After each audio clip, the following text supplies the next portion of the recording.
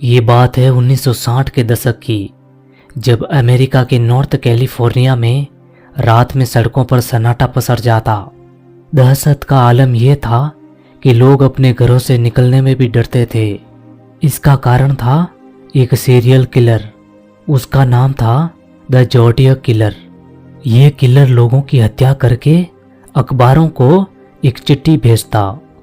उस चिट्ठी में वो पुलिस वालों पर तंज कसता और अखबार वालों को धमकी देता।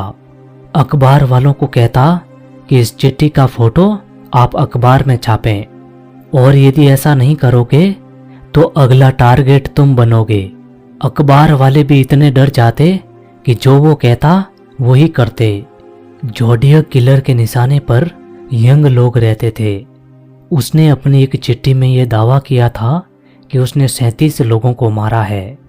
हैरानी की बात तो यह है कि उस किलर को किसी ने नहीं देखा था और ना ही उसका कोई फोटो था। एजेंसियां और जासूसों ने उस किलर की बहुत छानबीन की, लेकिन कुछ भी पता नहीं चल पाया। उसके बाद 2004 में इस केस को बंद कर दिया गया। उसके बाद 2007 में इस केस को वापस खोला गया, लेकिन कोई फायदा नहीं हुआ। आज तक ये रहस्य बना हुआ है कि वो किलर कौन था। इस वीडियो को आखिरी तक देखते रहिए। इस वीडियो में आप इतिहास की ऐसी घटनाएं जानेंगे जो वाकई आपको हैरान कर देगी। नंबर 2, एंशिएंट इजिप्ट के लोग बिल्लियों को भगवान का दूत माना करते थे, लेकिन जब ये बात पर्सिया के राजा कैम्बिसेस II को पता चली तो उसने इसी कमजोरी का फायदा उठाया। उसने बहुत सी बिल्लियों को इकट्ठा किया और बिल्लियों के साथ युद्ध करने का फैसला किया। युद्ध में उन लोगों ने आगे बिल्लियों को रखा और पर्सिया के सैनिकों ने अपनी ढाल पर बिल्ली की तस्वीर बना रखी थी। उसके बाद जब इजिप्ट के लोगों ने बिल्लियों को देखा तो वो उन पर वार नहीं कर पाए, क्योंकि उन लोगों का मानना था कि यदि बिल्लियां मरी तो भगवान नाराज हो जाएंगे और उनका गुस्सा हम पर फूटेगा, जिस वजह से इजिप्ट के लोगों ने मैदान छोड़कर भागने का फैसला किया और इस तरह पर्शियन लोग ये युद्ध जीत गए। नंबर 3, 1696 में इंग्लैंड में विलियम III ने लोगों पर एक अजीब टैक्स लगाया जो था विंडो टैक्स, यानी कि घरों में कितनी खिड़कियां हैं उनके आधार पर लोगों को टैक्स देना होता था। घर में जितनी ज़्यादा खिड़कियां होती उतना ही ज़्यादा टैक्स भरना होता था।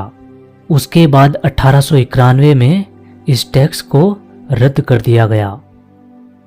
नंबर 4, 15वीं शताब्दी में एंशियन रोमन एम्पायर में एक महिला पर उसके पति का पूरा अधिकार होता था।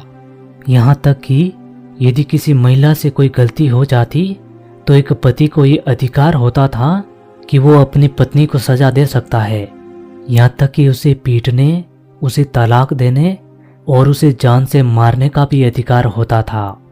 इतना ही नहीं, एक पिता अपने बेटे को गुलामी करवाएगा या फिर उसे बेच देगा, इसका भी पूरा हक उसके पिताजी का ही होता था। नंबर 5, जनवरी 897 में पोप फॉर्मसस की बॉडी को उनकी कब्र से निकाला गया। उस समय तक फॉर्मसस को मरे हुए 7 महीने हो चुके थे और उन्हें कपड़े पहनाकर उन्हें अदालत में पेश किया गया और उनके ऊपर मुकदमा दर्ज किया गया और अदालत में बोलने के लिए उनकी तरफ से एक व्यक्ति को नियुक्त किया गया। अदालत में दलीलें पेश करने के बाद पोप फॉर्मसस को दोषी करार दिया गया और सजा के तौर पर उनके हाथों की उंगलियों को काट दिया गया। नंबर 6, पहले विश्व युद्ध के दौरान जब फ्रांस पर जर्मनी ने हमला किया तो फ्रांस ने एक नकली पेरिस बनाया था जर्मनी को चकमा देने के लिए, और नकली पेरिस में फेमस लैंडमार्क भी बनाए ताकि वो असली पेरिस दिखे, जिसमें से एक फेक एफेल टावर भी था और इसे असली टावर से काफ़ी दूर बनाया गया था। इतना ही नहीं, रात में असली पेरिस में लाइटें बंद कर दी जाती और नकली पेरिस में लाइटों को बंद नहीं करते बल्कि उन्हें थोड़ा कम कर दिया जाता ताकि जब जर्मनी के सैनिक हवाई हमले करने आए तो उन्हें ऐसा लगेगा कि पेरिस के लोगों ने लाइट को कम किया है हमसे बचने के लिए, और वो नकली पेरिस को असली पेरिस समझकर उस पर हमला करेंगे।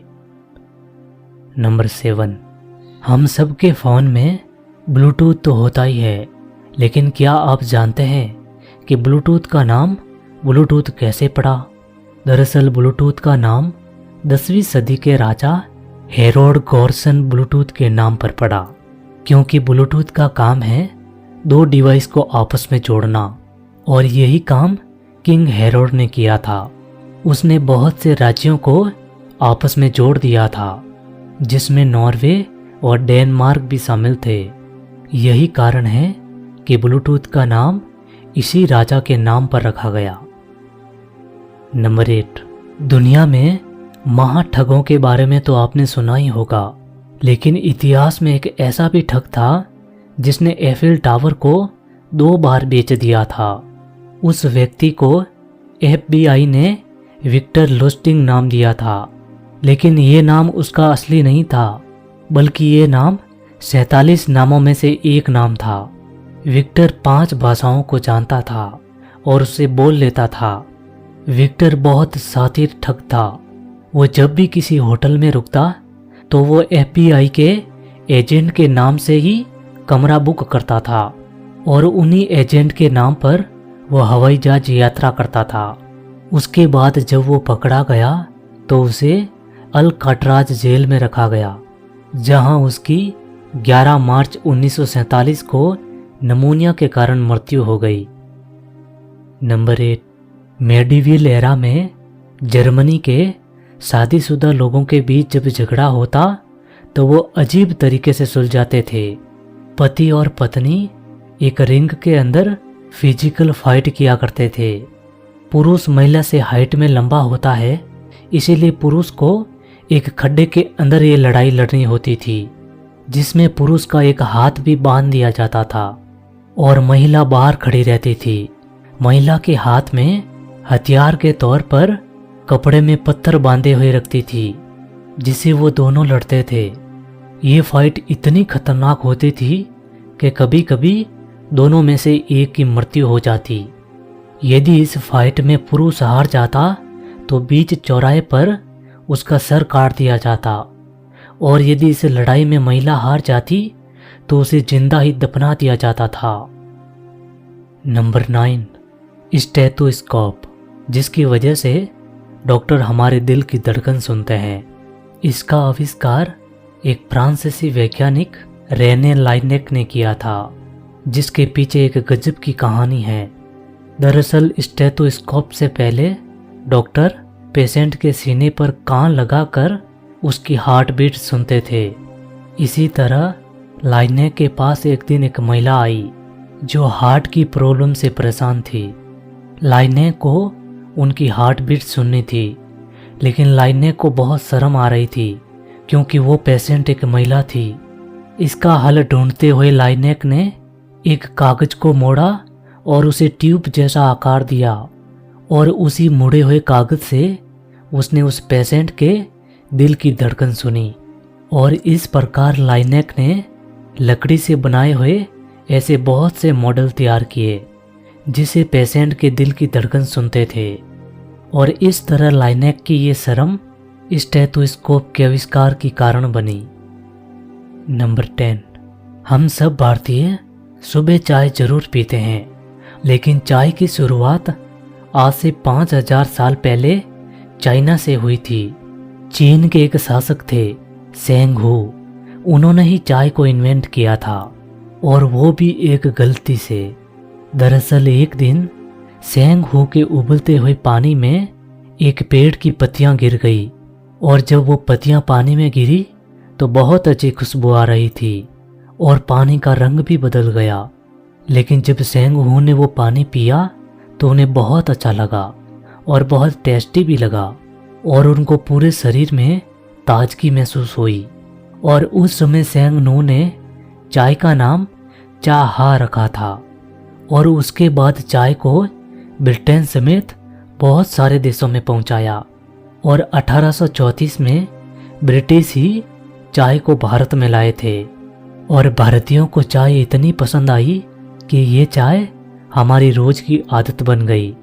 यदि आप चाय पीते हैं तो वीडियो को लाइक ज़रूर कीजिएगा। सो इस वीडियो के लिए इतना ही।